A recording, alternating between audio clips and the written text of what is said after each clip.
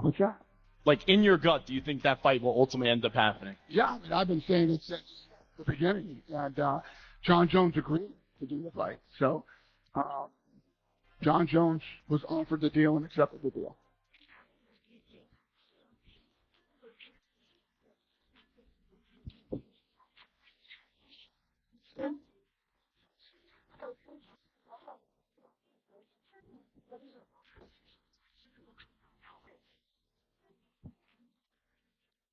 UFC CEO Dana White recently sent shockwaves through the MMA community by revealing that Jon Jones has, in fact, agreed to fight Tom Aspinall.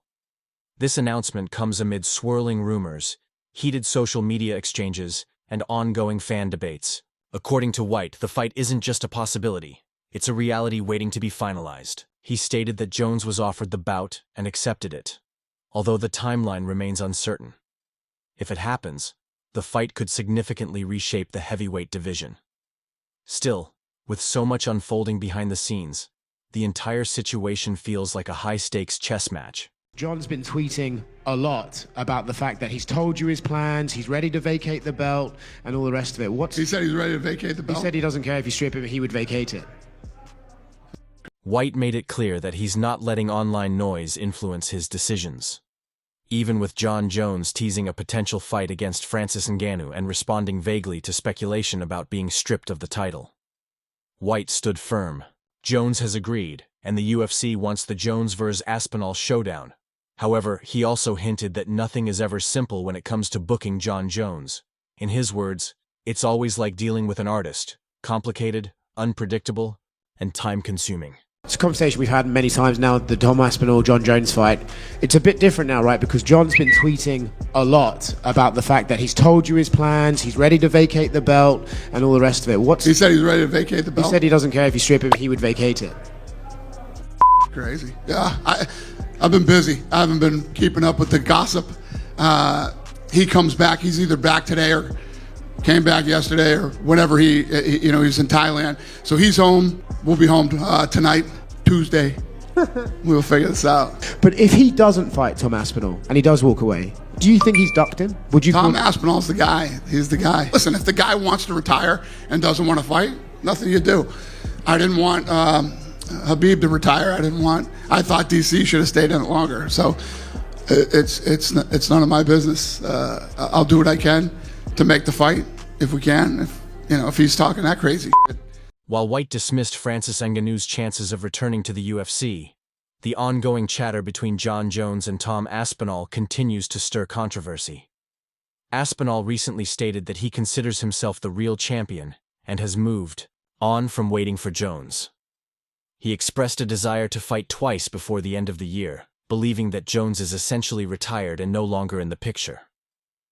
For Aspinall, the focus is now on taking the next step, whether that includes Jones or not. If Jones steps aside, his most likely opponent could be Cyril Gane, one of the few top heavyweights Aspinall has yet to face. It was kind of crazy how much interest Jon showed in the Francis Ngannou fight. Like, there was some tweets going back and forth. What would happen if he came to you and says, like, I'll fight, but I won't fight Aspinall, I would fight Ngannou? Would you even be interested in that or no? I don't have Ngannou on her contract, and Aspinall's the guy. Right.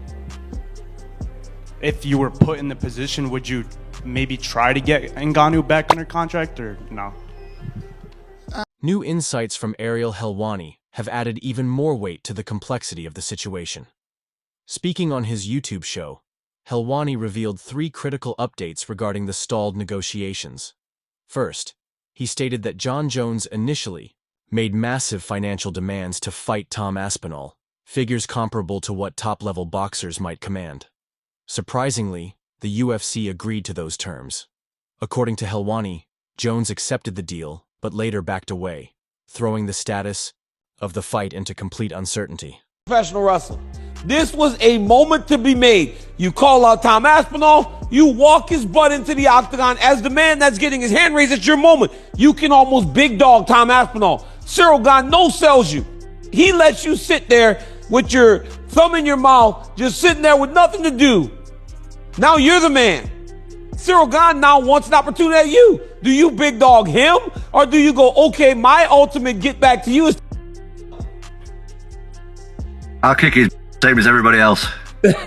Were you disappointed that he didn't call you in? Like, get in here, Tom Aspinall. I'm gonna get... I was in Paris, like that's his place. I would have got booed. I would have got booed out of the arena, but that was fine. Like I was there for it. But listen, it worked out good for me in the end. I ended up fighting Pavlovich. I got a new contract. I got a big knockout. I got the interim title. Defended it. Like it worked out pretty good. So yeah. I ain't complaining. Yeah, you should we are both in agreement that you should no-sell him now. I would make him win 10 fights to get a title fight if I was you. I'd be like, nope, you want to do me like that? You disrespect me? This is my way of getting you. Secondly, Helwani emphasized that despite Jones's hesitation, the UFC is still actively pushing forward with the fight. Dana White has made it abundantly clear, both publicly and privately, that this bout needs to happen. For the UFC, it's the fight that makes the most sense in the heavyweight division, and it's the one fans have been loudly demanding. However, Jones is reportedly not interested in participating in the UFC's effort to make it a reality. What did I say to all of you? What was it? 2 months ago now? 3 months ago? They got him the money. I'm not even going to call it money because as I've said from the beginning, he always deserved millions upon millions of dollars. It's money. It's what he's owed. It's what he's worked to achieve. But, you know, there was a back and forth. They got him that money. They finally got him that money. And he said yes. And then he said no. And since he said no, they've been trying to figure out a way to get him to do this fight. One last fight. He ain't budging. And he's been starting to give us some sort of indication, hints, that he is not interested. But right before 316, he gave us many indications. And when I say not interested, I don't mean not interested in fighting. I mean not interested in fighting Tom Aspinall. The third bombshell from Helwani is that Jones still wants to fight, but not against Tom Aspinall. That revelation, if accurate, throws a major wrench into everything the UFC has been working on and further complicates an already chaotic heavyweight picture.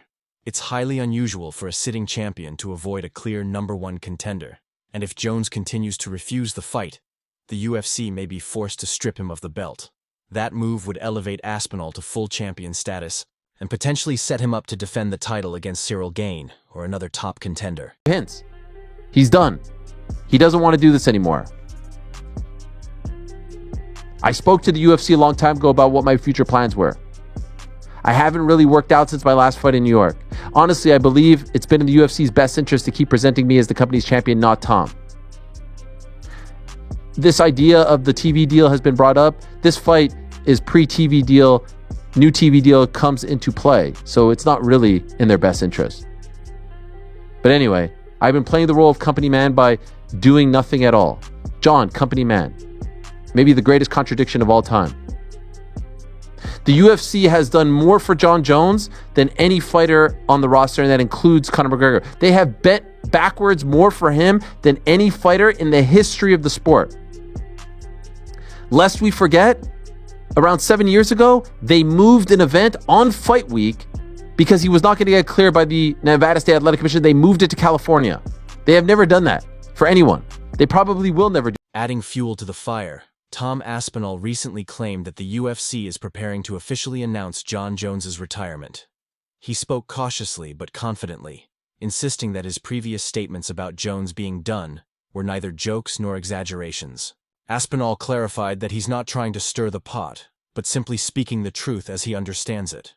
If that announcement is indeed on the horizon, the entire landscape of the heavyweight division could shift dramatically in the coming weeks. The right thing. He didn't do the right thing with the light heavyweight belt, and he sure as hell is not doing the right thing here because Tom Aspinall has been the guy long before he even fought Stipe Miocic. So remember that when you're comparing legacies. Remember that when he's talking about legacy, what will this do for his legacy? How will he be remembered as opposed to how... At a recent UFC press conference, commentator Jon Anik hinted at a potential fight date between Jon Jones and Tom Aspinall. According to him, the UFC might be targeting December in Las Vegas for this blockbuster bout. Anik clarified that he wasn't speaking from inside information but remained optimistic based on the ongoing chatter. He also noted that the fight would be even bigger if both men entered the cage as champions, a possibility now under threat if the UFC decides to strip Jones due to inactivity or his refusal to fight. I saw an interview where it said you and John are aligned, and you guys have decided together to allow for the UFC to tell you what you're doing. Is that true? Nah, man, John's retired. What are you talking about, guys? What do you mean? John, you guys don't follow John on social media? I don't follow him on social media. He said that. No, me too, actually. Me too. But the guy is living his best life. He's had a fantastic career. We all know. We know John's a religious man, so I want to say God bless him moving forward in what he does with his life and his career. And you know, we move on. We move on. I'm the undisputed heavyweight champion of the world. I'm ready to take on all comers, get this division moving again. Us guys have been waiting around too long. You know, the contenders are getting sick of it. Everybody's getting sick of it. Even the fans are getting sick of this stuff. So John's retired and it's time that we move on. Interestingly, Chael Sonnen, a former UFC fighter and current analyst, made a bold claim that adds yet another twist to the saga. Speaking on his YouTube channel, Sonnen stated that Jon Jones demanded $12 million for the Aspinall fight, and the UFC agreed to it. According to him, the payout wouldn't just be the biggest of Jones's career, but the largest in UFC history, surpassing even those of Brock Lesnar, Georges St-Pierre, and Ronda Rousey. Despite this massive financial agreement, Sonnen maintained that Jones hasn't outright declined the fight. He theorized that Jones is still playing the game, possibly holding out for more leverage or simply taking his time. Does Aspinall and Jones happen in 2025? What's your gut tell you? Yeah, I think we see it December 2025. T-Mobile Arena, Dateline, Las Vegas. Not New York. Why not New York? Well, Jon Jones fought and won at Madison Square Garden in New York last November. I'm a Boston guy. No, I mean, he checked that box. I'm not sure what the taxes are, but why does Jon Jones need to fight at Madison Square Garden? Why not fight at T-Mobile Arena in the fight capital of the world, Las Vegas, Nevada? You guys live there. No? I don't know. Michael Bisping, another former UFC champion and now a prominent commentator, shared his own theory on why the fight hasn't been officially announced. He believes the UFC is waiting for the perfect moment to unveil the matchup in grand fashion. In his view, a bout of this magnitude deserves a full-scale promotional rollout, including press conferences, media tours, and major announcements, not just a casual mention on YouTube or social media. Bisping added that even during his fighting days, the UFC tightly controlled fight announcements to ensure maximum impact. He insisted that the Jones vs. Aspinall fight is one of the most highly anticipated matchups in UFC history, and should be treated as such. According to him, the current silence and lack of confirmation might not be a bad sign, but rather a strategic move by the UFC to build maximum hype. Allegedly, the number that John wanted, and I believe that to be $12 million. I got my own sources. I don't believe that John's turned it down. Even though Ariel's confirmed it, even though that's believed in our industry, I do not believe that Jon Jones got a phone call matching Jon Jones's demands and he said no. And I do not believe that Jon Jones would play that game of chicken. Moreover, I don't believe that if he did, we wouldn't have heard about it. If they believe it, if it's to the point that they're ready to move on, it's to the point when they're done trying is when they go. All this speculation intensified after Jon Jones stunned fans during a seminar in Thailand, where he claimed that he and Aspinall had agreed to wait for the UFC's green light. That statement only deepened the confusion, especially since Aspinall publicly dismissed the idea and stated that he had already lined up another opponent. The disconnect between what Jones says and what he actually does has made the situation even harder to follow. Now, of course, this is one of the most highly anticipated fights in all of UFC history. And you can't just announce it, oh, the fight's going to happen. No. That's stupid. Fights of this magnitude, the UFC want to do a proper job. They want to announce it in a spectacular fashion. They want to have a press conference. They want the world's media there. They don't want someone on YouTube or whatever or on the phone just going, yeah, the fight's happening, right? Even when I was fighting my fights, I wasn't allowed to announce them. They wanted to announce them, as I say, in the proper way to make sure that all the world's media is there and it gets all the coverage that it deserves. This is the kind of fight that, of course, deserves that kind of attention. This is a fight the world are crying out for, and this is a fight that it seems like we are going to see. I told you guys already, we'll get Aspinall versus Jones done. The heavyweight fight will happen. Just relax. Cain Velasquez, a former heavyweight champion, acknowledged Tom Aspinall's rise in the division, but expressed doubts about his ability to overcome a strategic fighter like Jon Jones. Velasquez noted that while Aspinall possesses impressive power and movement, his attack patterns can become predictable. This predictability, Velasquez argued, plays directly into Jones's strengths, his analytical mind and his ability to methodically dismantle opponents. Rather than relying on brute force, Jones would likely focus on disrupting Aspinall's rhythm, exploiting weaknesses, and using superior tactics and mental preparation to control the fight. I was waiting for it. What are you fighting time? Governor.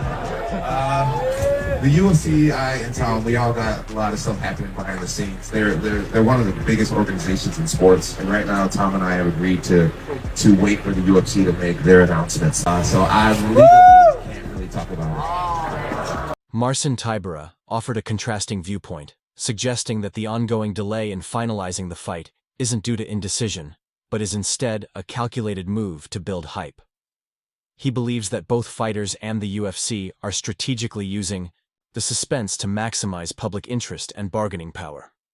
According to Tybura, the prolonged anticipation is designed to boost the fight's commercial appeal, ensuring it reaches peak value before any official announcement is made.